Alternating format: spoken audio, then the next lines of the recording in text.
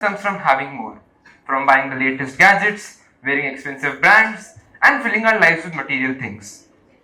But if more truly made us happy, why are stress and dissatisfaction at an all time high?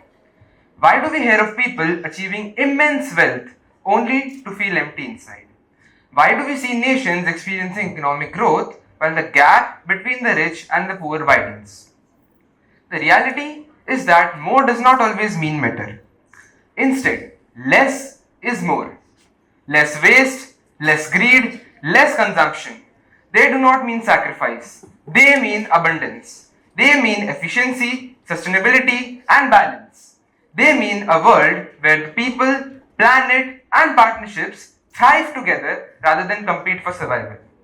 So today I want to talk about why the pursuit of more is no longer an option. How can we redefine success? And why the future of less is the future of more. So let's start with what matters most. People. We often talk about minimalism like it's just about cleaning our wardrobe or decluttering our desk. But less is more isn't just about our things. It is about our values, our relationships, and how do we choose to live alongside others. I want to share something personal. Growing up, I was deeply influenced by my grandfather, a man of simple habits and a deeply rooted belief that true wealth isn't in things, it is in kindness and contentment. He refused to spend money on unnecessary luxuries. Instead, he'd often say, if you can help someone instead of buying something you do not need, do that. The satisfaction will last longer than any product ever could generate. He taught me to finish every grain of rice on my plate. Not just because wasting food is bad, but because someone somewhere is sleeping hungry tonight. That mindset, to value what we have, use it wisely, and be grateful, has shaped the way I think, act, and interact with the world. And this philosophy is not rare. A few months ago, I and my family visited a small village in Meghalaya. We saw households living with minimal material possessions, yet thriving in a lifestyle of shared resources, strong relationships, maximum cleanliness, and zero waste. They grew their food, reused water, and shared tools. Children played with each other instead of being glued to screens. The air was cleaner, conversations were deeper, and guess what? They smiled more than most city folks I know. This isn't just about simplicity. It is about dignity, respect, and empathy.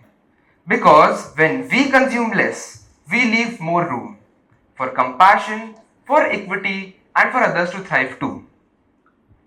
Now, let's talk about the planet.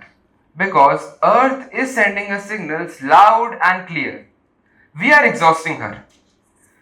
Every year, we produce over 2 billion tons of waste globally.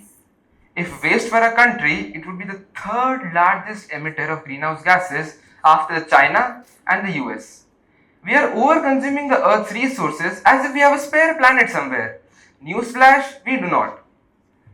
Now, let me paint a sharper picture. Over 2.2 billion people in the world still live without access to clean and safe drinking water. The production of just one cotton t-shirt requires 2,700 liters of water, enough for one man's drinking needs for 900 days. In India itself, 78 million tons of food is wasted annually, enough to feed millions of hungry mouths. And while we let electricity bleed through standby devices, over 750 million people in the world still live without access to electricity. Let that sink in. This is no longer an environmental issue. It is a humanitarian crisis. But here's the hope. Less doesn't mean lack. Less means efficiency. Less means sufficiency. And most importantly, less means sustainability. Small changes matter. Turning off unused lights, choosing slow fashion, avoiding single-use plastics, and eating mindfully. These aren't just personal habits, they are silent revolutions. Because when millions of us choose less, it becomes more than a choice. It becomes a movement. A while ago, I had the opportunity to spend some time at a local NGO that worked with underprivileged children. These children had so little. Their toys weren't fancy. Some used old sticks or bottle caps. Their clothes were old, and they didn't own any smartphones or tablets. But I saw something in them that I do not often see with people surrounded by luxury. Pure, unfiltered joy. They shared everything, helped each other without being asked, and smiled like the world was theirs. That experience changed something in me. And it made me realize how easy it is to confuse comfort with happiness and excess with success. These children weren't surrounded by more, but they had enough. That's when it hit me. Less really can be more when what you have is valued, shared, and lived fully. And this less is more becomes unstoppable when it's not just me, but we. Real change doesn't always begin with billion-dollar budgets. Sometimes it can begin with a few people and a shared goal. In rural communities, we see families practicing community farming, pooling resources, sharing harvests, and conserving water. In cities, apartment residents install common solar panels, compost waste, and carpool, each family saving, yet collectively transforming consumption. Think of Greta Thunberg, who began with a sign outside the Swedish parliament. Today, millions have joined her voice for the climate. That's partnership, not of wealth, but of willpower. But yes, even at institutional levels, this mindset is spreading. Take Rwanda, the first country in the world to ban plastic bags completely. It wasn't a top-down directive. It was a nationwide partnership between people, government, and businesses. And the result?